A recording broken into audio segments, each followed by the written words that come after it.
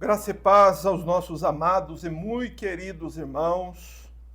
Por mais uma vez, mais uma tarde, nós podermos nos reunir para estudarmos a palavra do Senhor.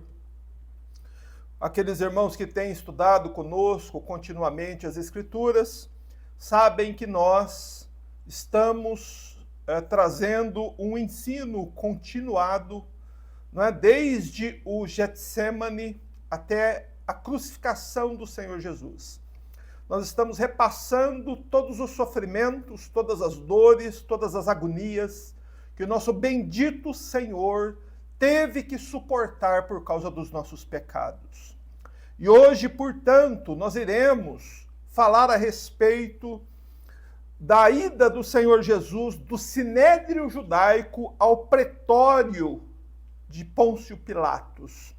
O Senhor Jesus é agora levado do sinédrio dos judeus, depois de ser condenado pelos judeus pelo crime de blasfêmia. Os judeus conduzem o Senhor Jesus até o pretório de Pilatos, que era o palácio do governador Pôncio Pilatos. E ali o Senhor Jesus é julgado novamente por Pôncio Pilatos. E eu gostaria de irmos a este assunto lendo o Evangelho de João, capítulo 28. Leremos até o versículo 38. João, capítulo 18, versículo 28 a 38. Está escrito assim na palavra do nosso Deus. Depois levaram Jesus da presença de Caifás para o palácio do governador. E era de manhã cedo. E eles não entraram para não ficarem cerimonialmente impuros e poderem comer a refeição da Páscoa. Então Pilatos saiu para recebê-los e perguntou: que acusação trazeis contra este homem? Eles responderam: se ele não fosse malfeitor, não o entregaríamos a ti. Disse-lhes Pilatos: levai-o convosco e julgai-o segundo a vossa lei. Mas os judeus disseram: não nos é permitido executar ninguém. E isso aconteceu para que se cumprisse a palavra de Jesus, que havia falado, referindo-se ao tipo de morte que ele sofreria. Então Pilatos retornou ao palácio, chamou Jesus e perguntou-lhe: tu és o rei dos judeus? Jesus respondeu: perguntas isso por iniciativa própria ou foram outros que te falaram a meu respeito? Pilatos prosseguiu: acaso sou judeu? O teu povo e os principais sacerdotes te entregaram a mim. Que fizeste? Jesus respondeu: o meu reino não é deste mundo. Se o meu reino fosse deste mundo, os meus servos lutariam para que eu não fosse entregue aos judeus. Entretanto, o meu reino não é daqui. Pilatos lhe perguntou: então tu és rei? Jesus respondeu: és tu que dizes que sou rei. Foi para isso que nasci e vim ao mundo, a fim de dar testemunho da verdade. Todo aquele que é da verdade ouve a minha voz. Então Pilatos lhe perguntou: que é a verdade? E dito isto, saiu e de novo para falar aos judeus. E disse-lhes: não vejo nele crime algum. Amém. Glória a Deus.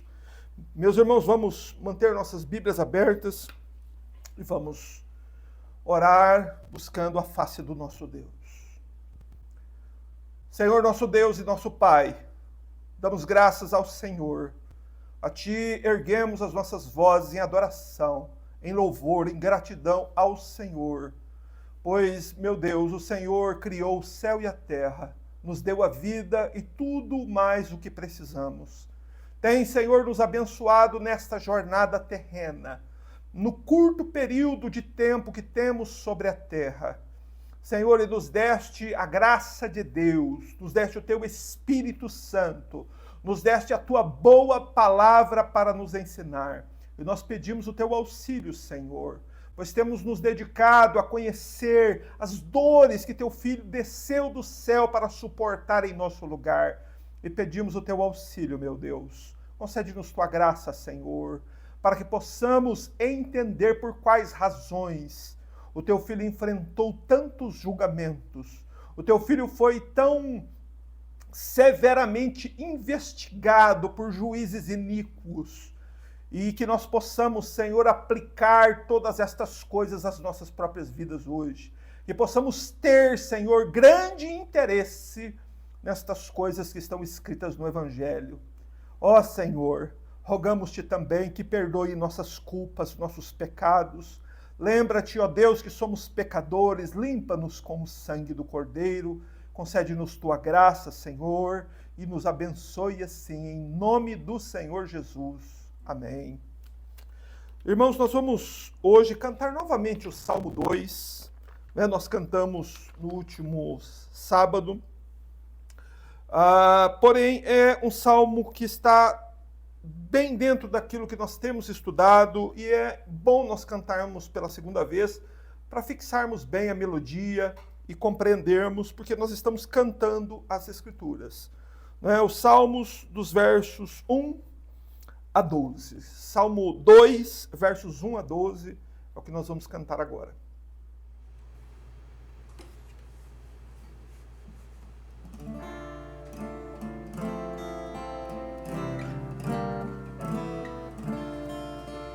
Porque se amotinam as nações, pensam os povos sempre em vaidades. Os reis da terra tomam posições.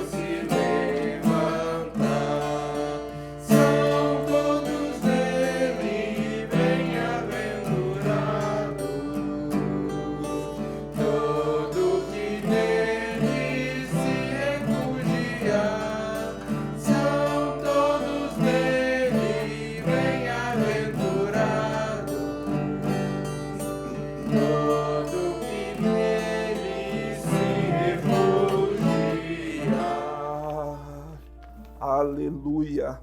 Amém. Glórias a Deus. Meus amados e muito queridos irmãos, nós vamos então prosseguir com o nosso estudo bíblico, hoje falando da ida do Senhor Jesus do Sinédrio Judaico ao pretório de Pilatos. Nós temos, nestes últimos finais de semana, estudado a respeito dos julgamentos mais importantes da história, onde o réu é a pessoa mais digna e importante do universo. Mas são poucos os que se interessam pelos julgamentos aos quais o Senhor Jesus foi submetido. Ainda que cada ser humano seja parte interessada nesses julgamentos. Porque esses julgamentos dizem respeito a nós. Porque aquele que está sendo julgado e condenado, ele o está fazendo em nosso lugar. Por isso devemos dar muita atenção aos julgamentos aos quais o Senhor foi substituído. Lembrando que em breve, muito breve, quem serão os réus? Seremos nós. A Escritura diz que Deus julgará seu povo. Então nós devemos olhar, porque Deus, por sua bondade, amor e compaixão, enviou-nos um substituto para ser julgado em nosso lugar. E é por isso que nós devemos olhar com atenção e darmos a este assunto a atenção devida. Porque destes julgamentos há consequências para a nossa vida e para a nossa morte. Há consequências para aonde nós iremos passar a eternidade. Esses julgamentos fazem parte do sacrifício de Cristo por nós. E nós devemos dar toda a atenção àquilo que a Escritura está nos informando a respeito destas coisas. Meus irmãos, nestes julgamentos, o Senhor Jesus Cristo, o Filho de Deus, ele foi interrogado, julgado e condenado injustamente por dois tipos de tribunais diferentes. Primeiro, o Senhor Jesus foi julgado por um tribunal judaico, chamado de Sinédrio, composto por 71 juízes. O Sinédrio, ele julga crimes cometidos contra Deus. Crimes de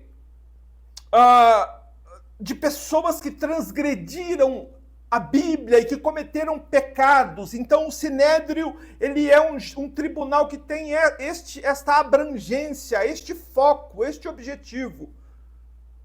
Ele condena crimes cometidos contra Deus. E o Senhor Jesus foi submetido a um tribunal desses. A um tribunal que julga pecados, que julga crimes cometidos contra Deus. E no Sinédrio, nosso bendito Senhor foi declarado injustamente réu digno de morte por simplesmente dizer a verdade. Ele disse quem ele é, e os homens que o estavam julgando consideraram que o que ele disse era uma blasfêmia, porque ele disse que ele é o Filho de Deus. E eles poderiam tê-lo matado ali na hora, porque era assim que a lei de Moisés prescrevia, ordenava que se fizessem com alguém que blasfemasse, que cometesse o crime de blasfêmia. Embora o Senhor Jesus não tivesse blasfemado, porque ele de fato é o Filho de Deus, mas os juízes do tribunal consideraram que ele blasfemou. Eles deveriam tê-lo tirado para fora do Sinédrio, levado para fora da cidade e o apedrejado para que ele fosse morto. Porém, por ser o dia da Páscoa, por ser exatamente o dia em que devia se sacrificar o Cordeiro da Páscoa, os principais sacerdotes e os escribas decidem levar o caso dele a Pilatos, que era o governador da Judéia naquela região. E qual a razão? Por qual motivo os judeus decidiram levar Jesus até Pilatos?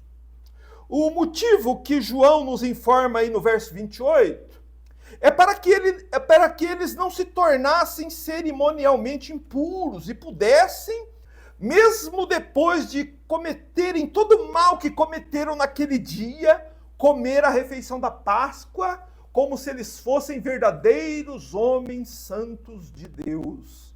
Misericórdia. É inacreditável a hipocrisia desses homens. É inacreditável. Mas esse é um dos motivos pelas quais eles não pegaram em pedras, levaram o Senhor Jesus fora dos portões de Jerusalém e o apedrejaram lá. Mas há também um segundo motivo pela qual eles não mataram o Senhor Jesus ali logo após declarar o réu digno de morte.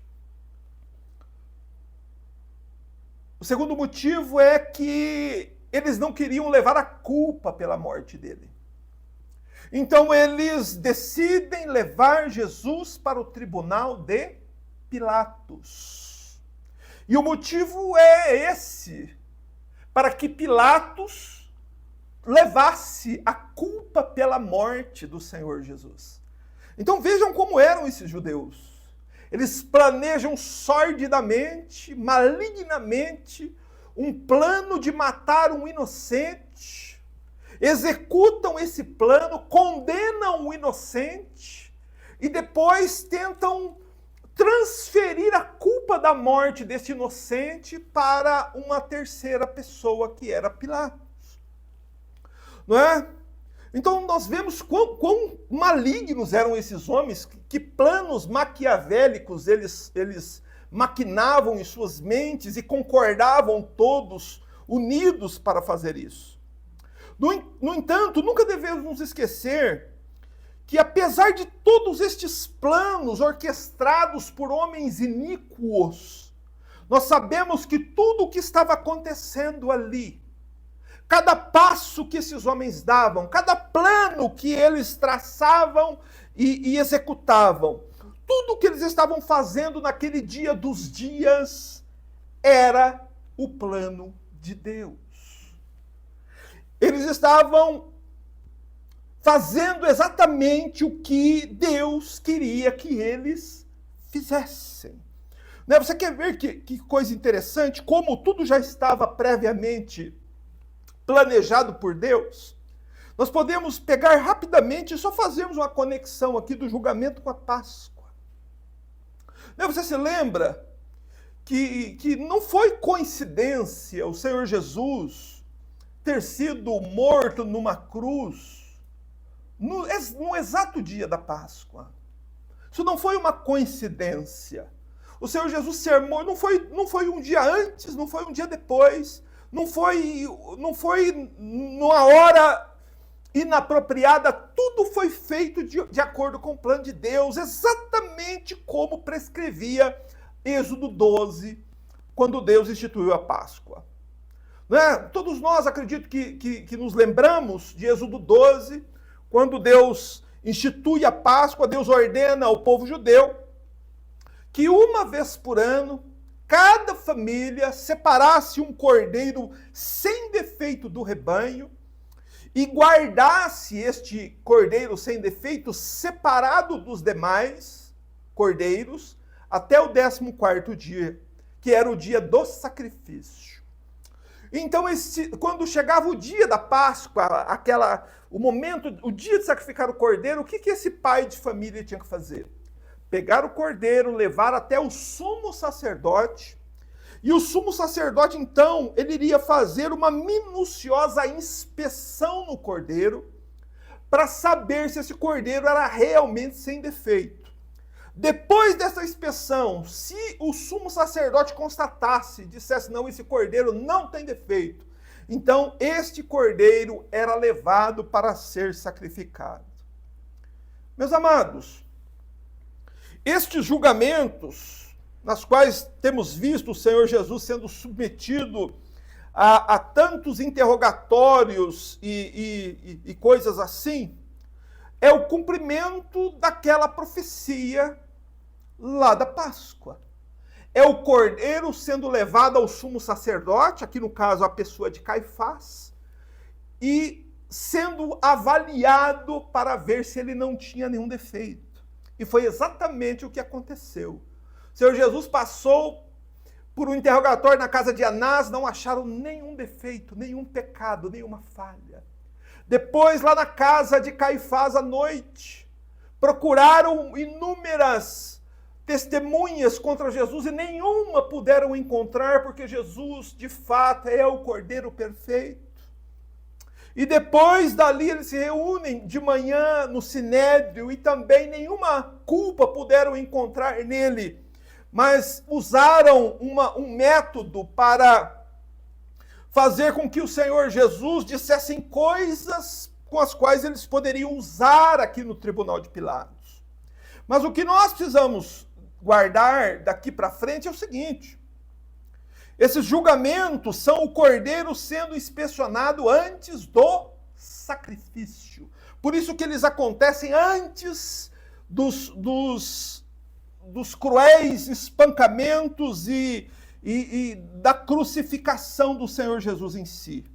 E para a glória de Deus e de Jesus Cristo, nenhum defeito é achado nele.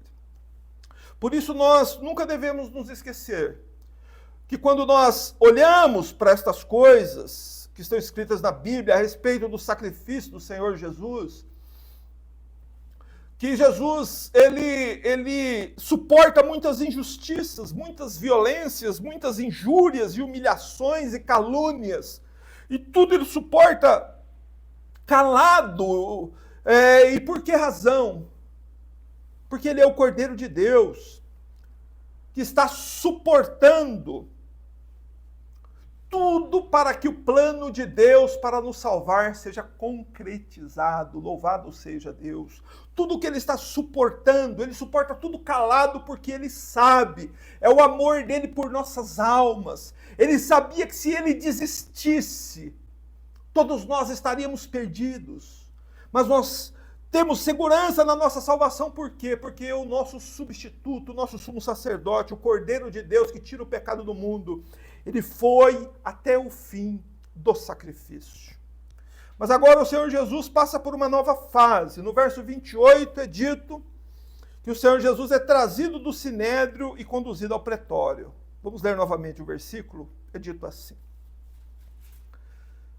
depois levaram Jesus da presença de Caifás para o palácio do governador. Agora nós vemos o Senhor Jesus sendo conduzido do sinédrio ao pretório, que era o palácio do governador Pôncio Pilatos. Que dia era, que horas era que esse fato aconteceu? Era aquela sexta-feira de manhã.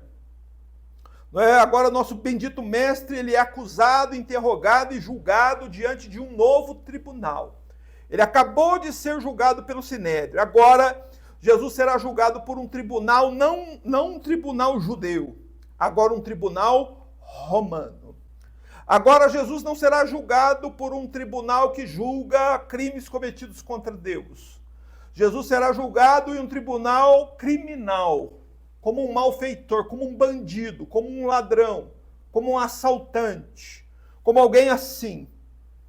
E esse novo tribunal não tem 71 juízes como o Sinédrio. Esse novo tribunal, o tribunal de Pilatos, tem um juiz só. E esse juiz se chama Pôncio Pilatos. As leis sob as quais esse tribunal é regido é a lei de Roma. E aqui são julgados os crimes cometidos contra Roma, contra o Estado, contra o Império Romano. Mas ora, se o Senhor Jesus, por que o Senhor Jesus precisava ser julgado por um tribunal criminal?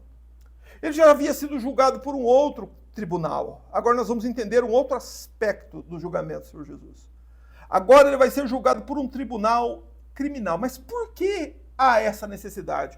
Porque foi necessário que o Senhor Jesus fosse julgado por Pôncio Pilatos em um tribunal criminal. Com certeza por nenhuma necessidade dele, e sim por nossa causa, por nossa necessidade. Segundo a Bíblia, as pessoas que transgridem as leis dos homens são chamados de transgressores ou malfeitores. Malfeitor é alguém que comete crimes ou ações condenáveis pela lei dos homens. Por isso o Senhor Jesus é levado também a um tribunal criminal. Não que ele tenha sido um malfeitor, porque ele foi, na verdade, o mais perfeito benfeitor. Mas ele está ali sendo condenado, sendo julgado como malfeitor por nossa causa, porque os malfeitores somos nós. Ele foi contado com os malfeitores, que somos nós, que transgredimos as leis dos homens muitas vezes nas nossas vidas. Nós cometemos crimes contra o Estado e crimes contra pessoas. Por isso o nosso substituto agora é julgado por um tribunal criminal como se ele fosse um bandido. E teve que ser assim, irmãos, porque ele é o nosso substituto. Mas com relação a este julgamento no pretório, nós devemos observar que ele aconteceu em 3 fases. Isso nós devemos prestar atenção. Essas 3 fases estão aqui dos versos 28 a 38. A primeira fase do tribunal, a primeira fase desse julgamento acontece fora do portão do pretório. Não é? Ali fora do portão do pretório estão Pôncio Pilatos, o Senhor Jesus, os judeus, os religiosos judeus e uma multidão de pessoas, todas fora do portão do pretório, do tribunal. E eles estão ali fora porque os judeus se recusaram a entrar, porque os judeus queriam permanecer puros por causa da Páscoa, né? Surreal, mas é isso que a Escritura nos informa. Então a primeira fase, lembre-se disso, ela acontece fora do portão. A segunda fase acontece dentro do pretório com Pilatos e o Senhor Jesus. Pilatos ali lança a mão daquele interrogatório pessoal, como Caifás fez num determinado momento. E a terceira fase acontece novamente fora dos portões, quando Pilatos profere a primeira sentença sobre o caso, sobre a questão do Senhor Jesus. Então vamos olhar agora essa primeira fase. Como é que foi? O que aconteceu? O que ensejou essa primeira fase do julgamento aí do Senhor Jesus no pretório? É dito que depois levaram Jesus da presença de Caifás para o palácio do governador. Aqui o apóstolo João, que foi quem escreveu o evangelho, ele faz uma conexão entre Caifás e Pilatos. Ele faz uma conexão entre o juiz do primeiro julgamento no Sinédrio com o juiz do segundo julgamento no pretório. E é importante nós falarmos, porque há pessoas que certamente não sabem quem foi Pôncio Pilatos. Pôncio Pilatos era governador da Judéia. E é importante também ressaltarmos que nos dias do Senhor Jesus, enquanto o Senhor Jesus andou aqui na terra, quando o Verbo se fez carne e habitou entre nós, o território judeu estava sob o domínio romano. Então, os romanos tinham administradores em todo o território judeu. E Pilatos era o governador da Judéia, da região mais rica, mais populosa de Israel. Então ele era uma pessoa investida de grande autoridade. Ele era investido tanto da autoridade política, quanto ele tinha a autoridade de comandar o exército romano ali na Judéia. Então Pôncio Pilatos era um homem muito poderoso. E além disso, ele era o único juiz. Era ele que determinava e condenava à execução os criminosos. Pela palavra de um homem só, pela palavra de Pilatos, a pessoa morria. E muitas vezes, inclusive o Evangelho nos mostra um fato desse, lá em Lucas capítulo 13, muitas vezes Pilatos assassinava as suas vítimas antes mesmo de julgá-las. Então os judeus, veja que eles não fizeram nada sem pensar. Eles imaginaram assim que, ao levar o Senhor Jesus a Pilatos, por causa deste caráter de Pilatos, de muitas vezes matar as vítimas sem sequer julgá-las, eles pensaram que Pilatos faria isso facilmente com o Senhor Jesus. Que eles simplesmente levariam o Senhor Jesus diante de Pilatos, o acusariam diante de Pilatos, e Pilatos, então, executaria o Senhor Jesus. Essa é a razão deles conduzirem o Senhor até Pilatos. Mas nós vemos, então, que aquela cena, né, que é uma cena que nos causa até uma estranheza, porque o verso diz que era de manhã cedo, o verso 28, era de manhã cedo, e eles aqui, os judeus, não entraram no palácio de Pilatos para não ficarem cerimonialmente impuros e poderem comer a refeição da Páscoa. Aqui João registra isso justamente para nos mostrar quão iníquos eram aqueles homens religiosos. Eram homens muito religiosos por fora, mas por dentro era a maldade em pessoa. Né? Por isso que o Senhor Jesus nos chamou certa vez de sepulcros caiados. Né? O sepulcro caiado era uma sepultura que por fora era pintado de branco, mas por dentro existia a podridão, morte e podridão. Eles eram assim. Brancos por fora, aparência exterior de santidade, mas por dentro era uma podridão só. Porque essas autoridades elas se uniram para planejar e executar o plano de assassinar cruelmente um inocente.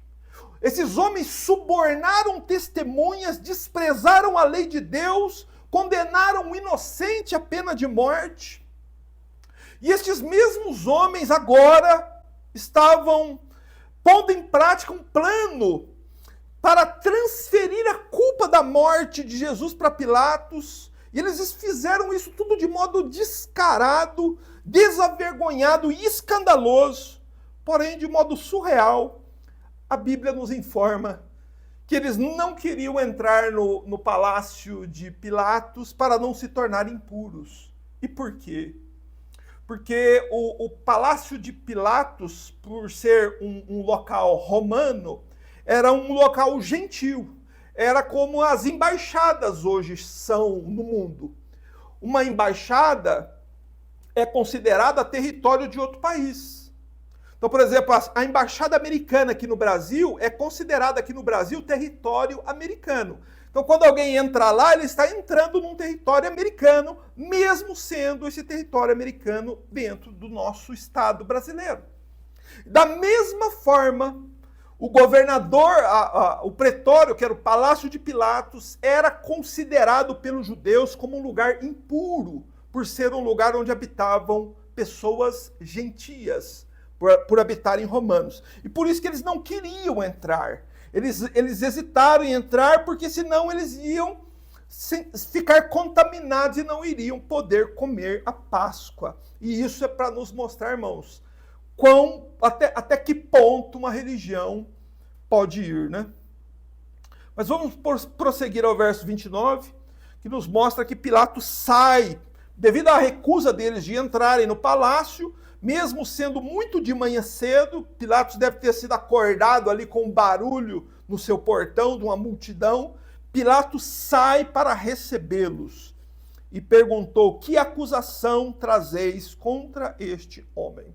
Então a cena que Pilatos vê no seu portão é de um homem amarrado, de um homem ensanguentado, cuspido e humilhado, e uma multidão em volta dele. E evidentemente que Pilatos já inferiu, né, diante da cena que ele viu, que havia ali alguém que precisava ser julgado e essas questões diziam respeito a ele. Por isso que Pilatos, devido à recusa deles entrar, sai e pergunta: que acusação vocês trazem contra esse homem? E no verso 30, né, vocês podem perceber aqui que é a primeira fase. Pilatos sai do pretório, tá certo? Isso acontece fora do portão do pretório. No verso 30, eles responderam: se ele não fosse malfeitor, não o entregaríamos a ti. Porém, há uma outra passagem, há um texto paralelo, que está em Lucas capítulo 23, versos 1 a 4, em que nós temos um registro mais detalhado de como foram as acusações contra o Senhor fora do portão de Pilatos. Fora do portão, quais foram as acusações? Aqui nós temos um relato mais detalhado. Lucas 23, versos 1 a 4. Está escrito assim: e levantando-se toda a assembleia, conduziram Jesus a Pilatos. Lembrem que é a mesma cena. E começaram a acusá-lo, dizendo: achamos este homem perturbando a nossa nação, proibindo pagar imposto a César, e dizendo ser ele mesmo o Cristo, um rei. E Pilatos lhe perguntou: tu és o rei dos judeus? Jesus lhe respondeu: é como dizes. Então Pilatos disse aos principais sacerdotes e à multidão: não acho culpa alguma neste homem. Essa é a primeira sentença que Pilatos dá a respeito do Senhor Jesus. Então essas são as acusações. Eles acusam o Senhor como se eles estivessem apanhado o Senhor Jesus, flagrado o Senhor Jesus, perturbando a nação, causando uma revolta na nação de Israel contra Roma, proibindo o povo de pagar impostos a César e dizendo ser ele mesmo o Cristo, um rei. Então essas são as acusações contra o Senhor Jesus. E as acusações são todas graves, não é? Porém são todas mentirosas, porque Jesus em momento algum perturbou a nação, muito pelo contrário. Onde ele passava, os homens se convertiam, as pessoas eram transformadas, curadas, eles disseram que proibiam pagar imposto a César, e certa vez os judeus, tentando Jesus, disseram a ele se era lícito pagar o imposto a César ou não, e o Senhor Jesus disse assim: dá-me uma moeda. E disse: de quem é essa inscrição? De César. Então ele disse: dai a César o que é de César. O Senhor Jesus disse: se você tem que pagar imposto, pague seus impostos. O que você deve a César, pague a César. E aqui eles mentem, dizendo que Jesus proibiu pagar imposto a César, mas eles disseram que ser ele mesmo o Cristo, um rei. E de fato, Jesus é o Cristo, Jesus é o rei de Israel. E Pilatos lhe pergunta: tu és o rei dos judeus? Jesus responde: é como dizes. Sim, é como dizes. Eu sou o rei dos judeus. Então Pilatos diz aos principais sacerdotes e à multidão: não acho culpa alguma neste homem. Veja, mesmo diante destas graves acusações, a primeira sentença de Pilatos é a favor de Jesus. Pense nisso. Jesus Cristo afirmou ser o rei, o que era por si mesmo uma declaração que poderia levá-lo à morte. Não é? Pois o imperador romano, ele não admitia concorrência. Né? Qualquer pessoa que se levantava se declarando a si mesmo rei, o imperador romano já eliminava. Geralmente eles matavam por crucificação mesmo, exatamente por causa da humilhação pública que a morte por crucificação causa. Mas Cristo afirmou ser o rei, e isso por si só era uma declaração que poderia levá-lo à morte. Porém, que quadro Pilatos estava vendo? Pilatos estava vendo um homem vestido de uma veste real, acompanhado de um exército imenso, vestido como um rei? Não. Qual era a aparência do homem que Jesus estava, que estava diante dele, no portão dele ali? Meus amados, um homem humilde, um homem pobre, um homem que estava todo machucado, um homem que estava com seu rosto todo cuspido, sangrando. Portanto, o Senhor Jesus não oferecia qualquer risco ao Império Romano. Por isso que Pilatos diz: Jesus é inocente. Não acho nele culpa alguma.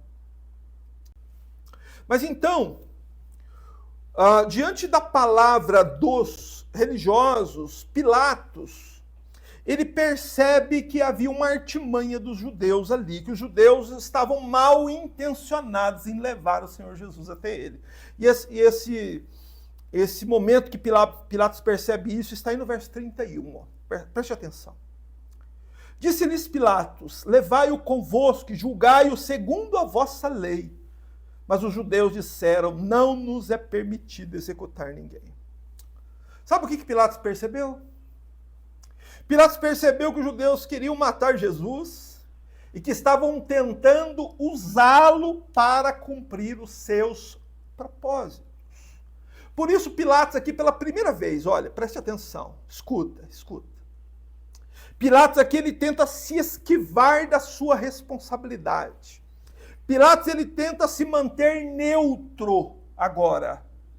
Ele tenta ocupar uma posição de neutralidade com relação a Jesus. Você entende? Ó, escuta aqui para você entender. Presta atenção. A primeira decisão de Pilatos com relação a Jesus foi de dizer que Jesus era inocente. E isso causou uma revolta popular contra ele. Ok? Então Pilatos, ele teria que ou rever a sua posição, mas ao invés de fazer isso, o que ele tenta fazer agora? Ele tenta se colocar numa posição de neutralidade, de dizer, olha, façam o seguinte, vocês levem-no, julguem-no segundo a vossa lei. Vocês façam com ele conforme a lei dele, conforme a lei de vocês determina. E, meus irmãos, há muitas pessoas que dizem, pregam e ensinam hoje, em nosso tempo, que os religiosos judeus não tinham autorização para matar ninguém. E eles dizem isso aqui, né? Só que Pilatos acabou de dar a eles a autorização. Pilatos disse a eles assim, levai-o convosco e julgai-o segundo a vossa lei. Aí eu pergunto a todos, por que eles não ficaram alegres e mataram o Senhor Jesus com as próprias mãos deles ali mesmo? Por que eles não fizeram isso? Por que não? Você pode me responder? Eles não queriam levar a culpa. Eles não queriam ser os culpados pela morte do Senhor. Mas então, veja a resposta de Pilatos a eles. A resposta dos judeus a Pilatos. Não nos é permitido executar ninguém. Eles mentem de novo. Mais uma vez os judeus mentem. Sabe por que nós podemos provar que eles estão mentindo o que eles estão dizendo? Porque eles estavam acostumados a matar pessoas nos seus tribunais. Atos, capítulo 7 e 8, mostra a história de Estevão. Estevão estava lá no Sinédrio. E o próprio Sinédrio se levantou contra Estevão, levou-o para fora e o apedrejou. Por que não levaram Estevão para Pilatos? Você entende? O que eles dizem aqui não é verdade. Eles estavam acostumados a matar pessoas nos seus tribunais. Mas com estas palavras aqui, não nos é permitido executar ninguém, eles estão tentando demonstrar uma certa submissão a Roma. Não é? Mas, na verdade, estão tentando sutilmente jogar a responsabilidade pela morte de um inocente nas costas de Pilatos. Por isso que eles dizem, não, nós não podemos levá-lo, não podemos matá-lo. Eles faziam isso constantemente. Mas aqui eles fingem uma submissão para que Pilatos não possa se esquivar da sua responsabilidade de julgar o Senhor. Então, o que acontece?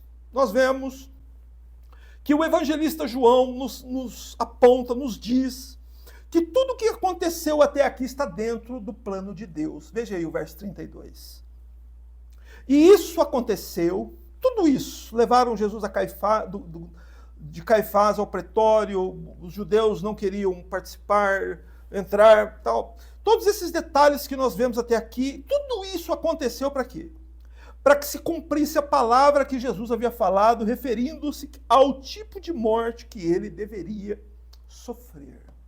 Veja, desde a recusa dos judeus, diante da autorização de Pilatos, para que eles julgassem e executassem o Senhor conforme a lei dos judeus, revela que eles estavam inconscientemente cumprindo a profecia dita pelo próprio Senhor Jesus. Tudo que esses homens iníquos estavam fazendo era o plano de Deus. Eles estavam colocando em marcha o plano de Deus para a salvação dos homens, mas eles estavam fazendo isso de modo inconsciente. Porque judeus só podiam matar por apedrejamento. E uma morte por apedrejamento não iria satisfazer o ódio que eles tinham de Jesus. Somente romanos poderiam ordenar a morte de alguém através de crucificação.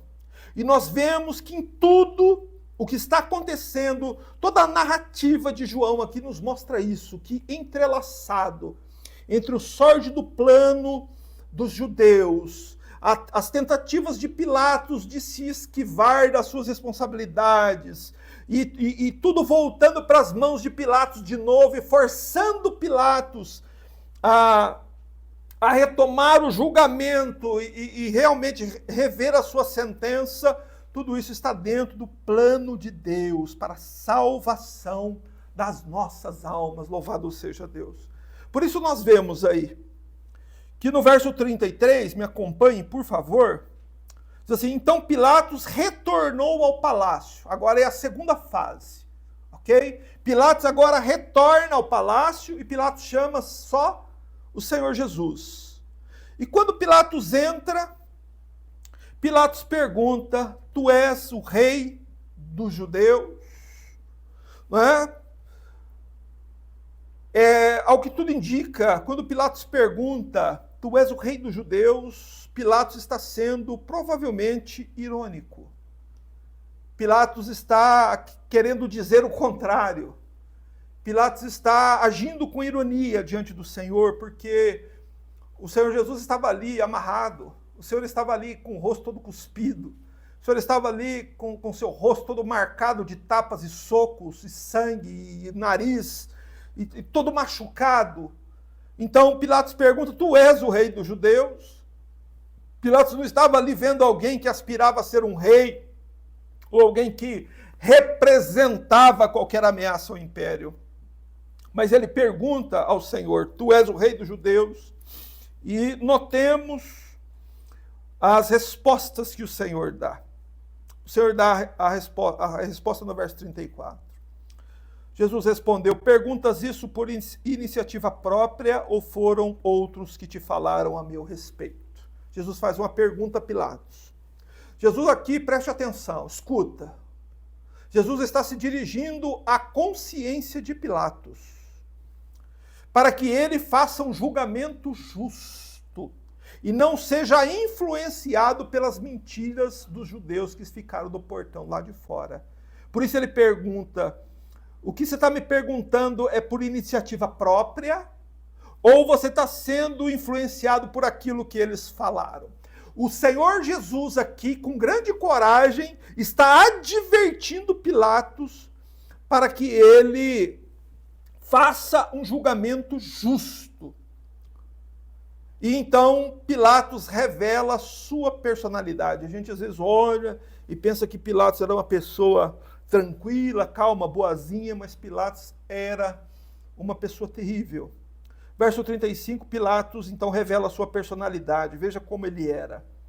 Pilatos prosseguiu: acaso sou judeu? O teu povo e os principais sacerdotes te entregaram a mim. Que fizeste? Veja que Pilatos, em primeiro lugar, demonstra um completo desprezo pelo povo judeu. Por acaso eu sou judeu? É a tua própria gente, é o teu próprio povo que está ali no meu portão te acusando. O que tu fizeste? Não é? Você vê que esse tribunal, ele julga as coisas que alguém faz, não as coisas que alguém fala. Aqui são julgadas as obras, aqui são julgados os crimes praticados por alguém. E por isso que ele pergunta: o que é que tu fizeste? E Cristo poderia falar facilmente a respeito das tremendas obras que ele realizou.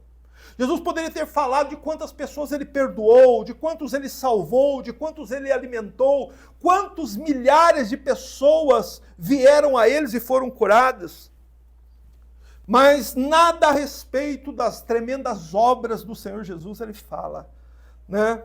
Mas exatamente porque o propósito do Senhor Jesus é falar com Pilatos a respeito de outra coisa, que vai muito além das obras que ele realizou aqui na terra. Veja aí no verso 36 sobre o que o Senhor Jesus, qual é a ênfase da conversa que o Senhor Jesus tem com Pilatos dentro do pretório. Verso 36, diz assim. Jesus respondeu, preste bastante atenção nesse versículo. Jesus respondeu, o meu reino não é deste mundo. Se o meu reino fosse deste mundo, os meus servos lutariam para que eu não fosse entregue aos judeus. Entretanto, o meu reino não é daqui. Observe atentamente o que Cristo disse. Jesus disse abertamente que o meu reino não é deste mundo. O meu reino não é daqui. O que significam essas palavras? O meu reino não é deste mundo, o meu reino não é daqui. Meus irmãos, primeiro, Jesus está reconhecendo diante de Pilatos que é rei, que ele tem um reino. Mas Cristo declara que o seu reino não é um reino político, não é um reino militar, não é um reino econômico, não é um reino onde gira dinheiro, que faz dinheiro, que fabrica dinheiro. Não é um reino que conquista outros reinos pela força. Não é um reino político, não é como os reinos deste mundo. É isso que o Senhor Jesus quer dizer. O meu reino não é deste mundo. Quer dizer que o reino de Jesus é diferente dos reinos que existem aqui. Mas Jesus não disse que o reino dele não está aqui. Você entende? Jesus está dizendo para Pilatos, o meu reino está aqui, mas ele não é deste mundo. O meu reino está presente neste mundo, mas ele não é daqui. Por várias vezes o Senhor Jesus falou que o seu reino já está no mundo. Vamos relembrar pelo menos 2 vezes. Em Mateus 3:2, o Senhor Jesus, em sua primeira pregação pública, prega pelas praias da Galileia dizendo assim, arrependei-vos porque é chegado o reino dos céus, chegou o reino já está aqui. Quando Jesus vem a primeira vez, ele traz o reino, ele institui o reino, ele estabelece neste mundo o reino. Portanto, o reino de Jesus já está aqui. E há também aquela outra passagem muito conhecida em Lucas 17, 20 e 21, quando o Senhor Jesus é interrogado pelos fariseus sobre quando haveria de vir o reino de Deus. E então o Senhor Jesus responde assim, o reino de Deus não vem com aparência exterior, o reino de Deus não dá para se ver. Nem dirão, meu reino está aqui ou meu reino está ali, porque o meu reino está entre vós, ou está dentro de vós. Jesus diz isso em Lucas 17, versos 20 e 21. Então, o Senhor Jesus está dizendo a Pilatos que o reino dele está presente no mundo. No entanto, o reino dele é diferente do Império Romano. É diferente de qualquer outro reino. Que o Senhor Jesus Cristo não é rei de um reino temporal, político ou militar. Isso quer dizer, o meu reino não é deste mundo. O meu reino não é deste mundo significa também que os valores do reino de Cristo, preste atenção, são diferentes dos valores dos reinos deste mundo. Tudo que o reino deste mundo valoriza, o reino de Cristo despreza. E tudo que o reino de Cristo valoriza, os reinos deste mundo desprezam. São reinos opostos. Os reinos deste mundo são reinos materiais. O reino de Cristo é um reino espiritual. Mas quais são os valores do reino de Cristo? No reino de Cristo, de acordo com o Evangelho, ser pequeno é ser grande. No reino de Cristo, para você ser o último, você tem que ser o primeiro. No reino de Cristo, para você ser rico, você tem que ser pobre. E no reino de Cristo, para você ser feliz, você tem que chorar. Então, você percebe que o Senhor Jesus está dizendo isso para Pilatos. O meu reino não é deste mundo, não é como os reinos deste mundo, não tem os mesmos valores deste mundo. E qual é a questão, então, posta aqui diante de Pilatos? O Império Romano existiu e governou boa parte do mundo por vários séculos. Só que o Império Romano não existe mais. E o reino de Cristo, o Império Romano caiu e o reino de Cristo continua de pé. Louvado seja Deus. Então Jesus está dizendo isso ao imperador romano, Pilatos. Ele está deixando claro para Pilatos que ele é rei sim, porém não um rival do imperador, nem uma ameaça para Roma. Que a primeira vinda dele, preste atenção nisso, ele não veio como um leão, como um grande rei, ele veio como um cordeiro. Então, isso nós temos que ter uma mente esclarecida a respeito disso. Tanto nós aqui, quanto quem nos assiste. O nosso bendito mestre veio em sua primeira vinda como um cordeiro para morrer. Porém, quando ele vier na sua segunda vinda, então ele vem como um leão para governar. Ele vem, como nós cantamos no Salmo 2, com seu bastão de ferro, ele vai quebrar as nações como se quebra o vaso do oleiro. Então, as pessoas têm ideias erradas e veem a segunda vinda de Cristo como vindo um cordeiro.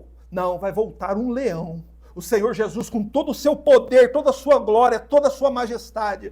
E o que Pilatos recebe dentro do pretório entre ele e Jesus é a manifestação dessa glória de Cristo, do reino glorioso e eterno do Senhor. Mas então Pilatos pergunta. Pilatos lhe pergunta, então, tu és rei? Jesus respondeu, és tu que dizes que sou rei. Cristo havia dito que possuía um reino, mas o Senhor Jesus não disse abertamente que era um rei. O que Pilatos está tentando fazer aqui no verso 37? Tentando forçar uma confissão. Pilatos está tentando, forçar o Senhor Jesus a dizer alguma coisa pela qual ele pudesse condenar o Senhor Jesus. Vocês entendem? Então tu és rei? E Jesus responde, és tu que dizes que eu sou rei. Mas o Senhor Jesus diz para ele, foi para isso que nasci e vim ao mundo, a fim de dar testemunho da verdade. Todo aquele que é da verdade ouve a minha voz. Foi para isso que eu nasci. Eu nasci para ser rei. Eu nasci e eu vim ao mundo, quer dizer, eu desci do céu, a fim de dar testemunho da verdade, a fim de trazer para a humanidade a revelação última e final de Deus. O Senhor Jesus veio trazer esta revelação. E todo aquele que é da verdade, disse o Senhor Jesus a Pilatos e a todos nós nesta noite, todo aquele que é da verdade ouve a minha voz. Todo aquele que é um filho de Deus, que está disperso por este mundo, reconhece a verdade quando ouve a palavra de Cristo. E é dessa forma, irmãos, o Senhor Jesus está dizendo, está dando aqui a Pilatos o modo como o reino dele avança. Como é que o reino de Cristo avança e vai triunfando sobre a terra? Conforme o evangelho de Deus é pregado. Onde a verdade chega, onde o coração crê na verdade, ali o reino de Cristo chega. Por isso, na oração dominical, o Senhor nos ensinou que continuamente devemos orar assim. Que venha sobre nós o teu reino, que venha o teu reino, Senhor. Tem um duplo sentido, tanto do avanço do reino de Deus aqui na terra, quanto da vinda do Senhor Jesus nos ares, na sua segunda vinda. Só que Neste reino só entra quem crê na verdade. Para entrar neste reino, precisa crer na verdade. Não é? Ninguém é forçado a entrar no reino. Mas também outra verdade sobre o reino de Cristo é que ninguém pode ser neutro. Você lembra que Pilatos tentou entrar numa esfera de neutralidade? Jesus precisava ser julgado por ele tenta transferir a responsabilidade para os judeus, lembra disso? Para que ele pudesse ficar assim, num lugar de neutralidade com relação a Cristo. Isso não existe, ninguém é neutro. Não existe neutralidade com relação a Cristo e nem a verdade. Ou você é de Cristo e da verdade, ou você é da mentira e do diabo. Você entendeu? Não tem meio termo. Ninguém está um pé lá e um outro aqui. É meio crente, meio convertido. Isso não existe. Ou você nasceu de novo e entrou no reino de Cristo e vive pela verdade, ou você vive pela mentira, é filho do diabo, vai ser condenado e vai para o inferno. O Senhor Jesus está dizendo isso. Todo aquele que é da verdade ouve a minha voz. Mas o contrário também é verdade. Todo aquele que não é da verdade não ouve a voz de Jesus. E por que não ouve? Porque há pessoas que não escutam o que Jesus diz. Coisas tão claras que o Evangelho diz que pode salvar as pessoas. Por que as pessoas não acreditam? Porque elas não pertencem a Jesus. Mas então vamos ao verso 38, já estamos caminhando para o fim. Então Pilatos faz outra pergunta ao Senhor Jesus. Então Pilatos lhe perguntou, o que é a verdade? Veja só, que pergunta importante que Pilatos fez ao Senhor Jesus. Então Pilatos pergunta, o que é a verdade? Jesus diz que ele nasceu e veio ao mundo para dar testemunho da verdade, e todo aquele que é da verdade ouve a voz dele. Então por um segundo, escuta, veja, por um segundo surge no coração de Pilatos um lampejo por conhecer a verdade. Parece até que esse tirano vai querer se dobrar diante do Senhor Jesus ali e se render a ele. Mas o que acontece? Veja só. Então Pilatos lhe perguntou o que é a verdade. Mesmo antes que o Senhor Jesus respondesse, o que Pilatos fez? Pilatos saiu de novo para falar com os judeus. Aqui é a terceira fase desse julgamento. Pilatos sai, o Senhor Jesus sai lá de dentro do pretório e vão até o portão.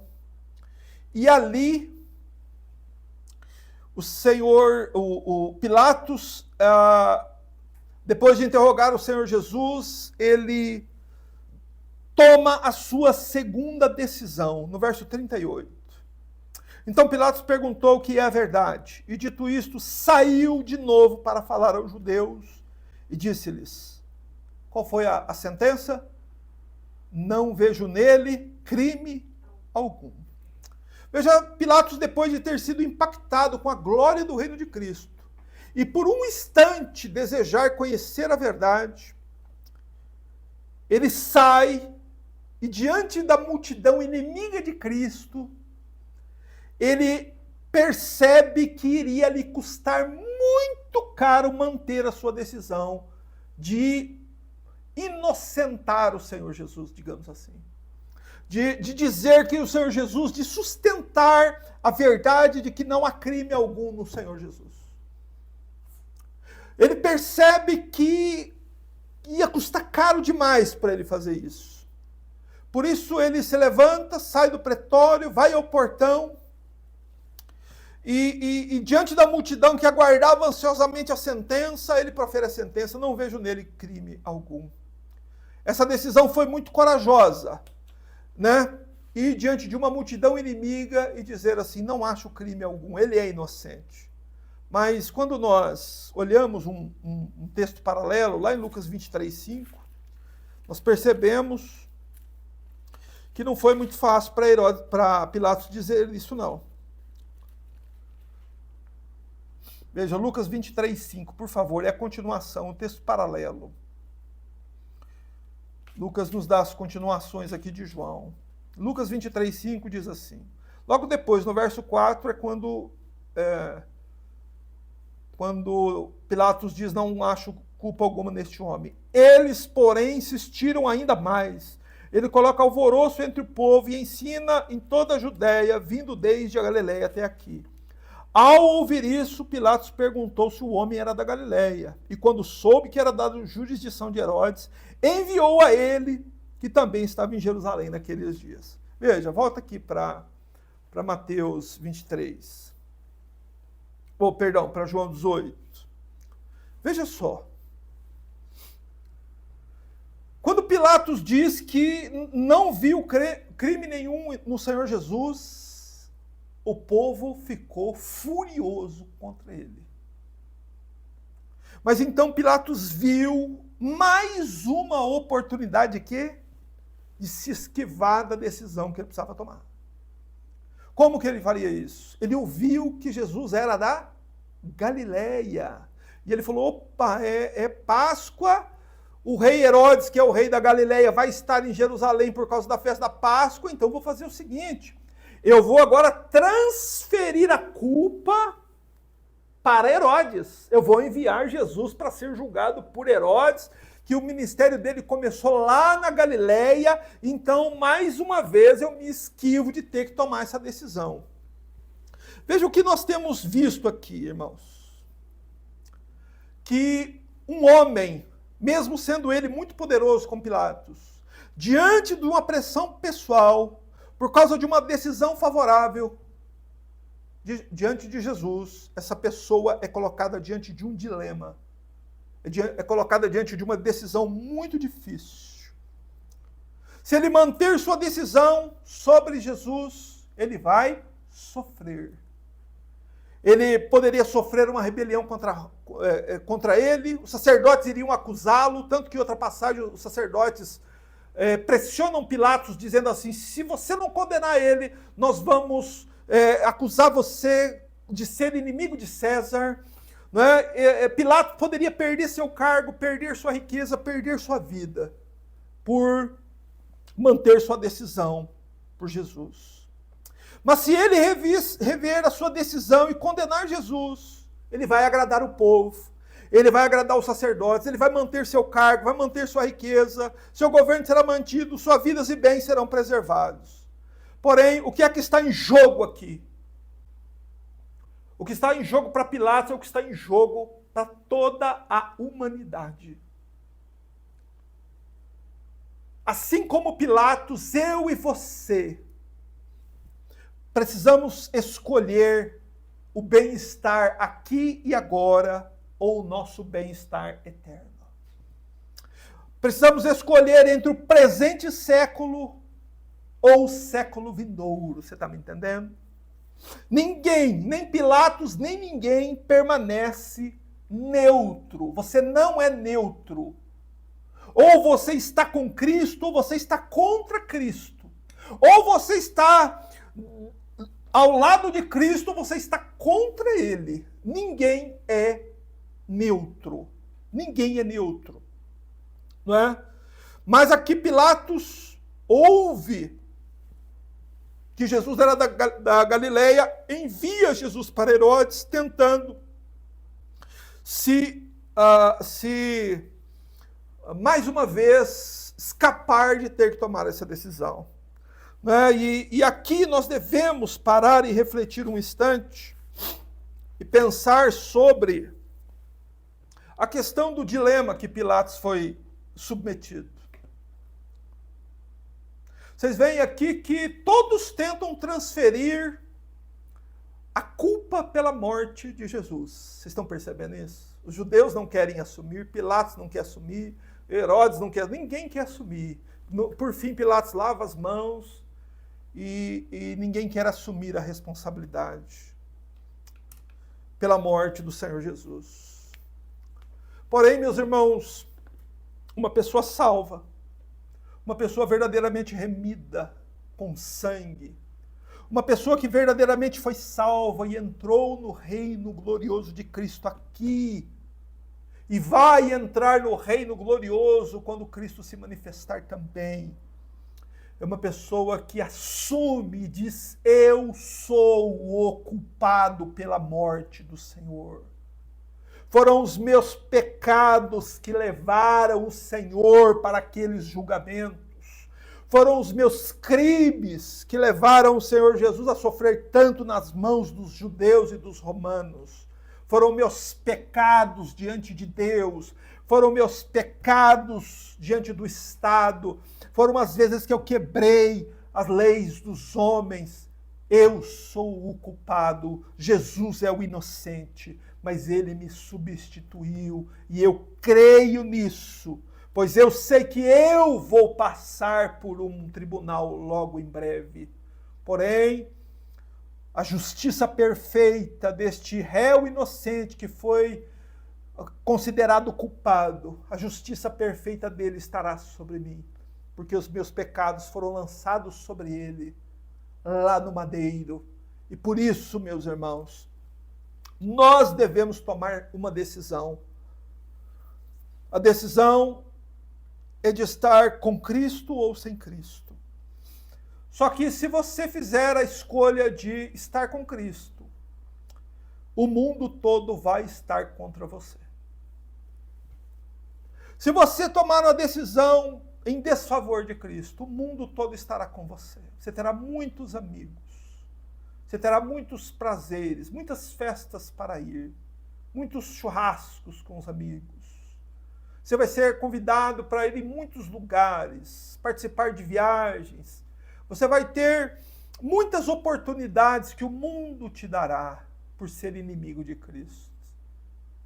Porém, meus irmãos, eu sou daqueles que confesso diante de Deus que prefiro viver sozinho sobre a terra, mas com Cristo. Vamos fechar nossos olhos. Você tome a sua decisão. Você escolhe Jesus ou a multidão. Essa vida ou a próxima. As riquezas, posições e prazeres terreais, ou as riquezas, posições e glórias celestiais. O que você escolhe? Faça a sua escolha, não tente escapar, não tente se manter neutro, porque se você tentar se manter neutro, você já está tomando a sua decisão pela vida neste mundo, para fugir das consequências de servir a Cristo. Feche os seus olhos e diante do Senhor Jesus, tome a sua decisão.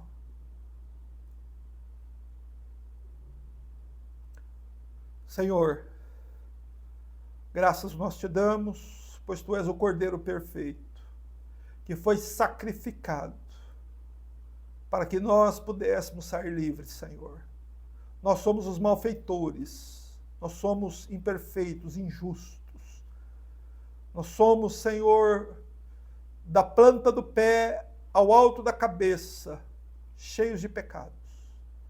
Como diz Charles Wesley, somos todos pecado, toda injustiça. Não há em nós nenhuma parte boa, Senhor. Porém, sabemos que um Cordeiro perfeito foi enviado do céu. E nós cremos na verdade, cremos no que ele disse. Nos apegamos às palavras do Senhor Jesus. E confessamos que ele é o nosso Rei, ele é o nosso Deus, ele é o nosso Senhor. Ele morreu por nós, ele ressuscitou por nós. E ele voltará por nós, para a glória dele mesmo. Graças te damos por este plano bendito da salvação, em nome de Cristo. Amém. Aleluia.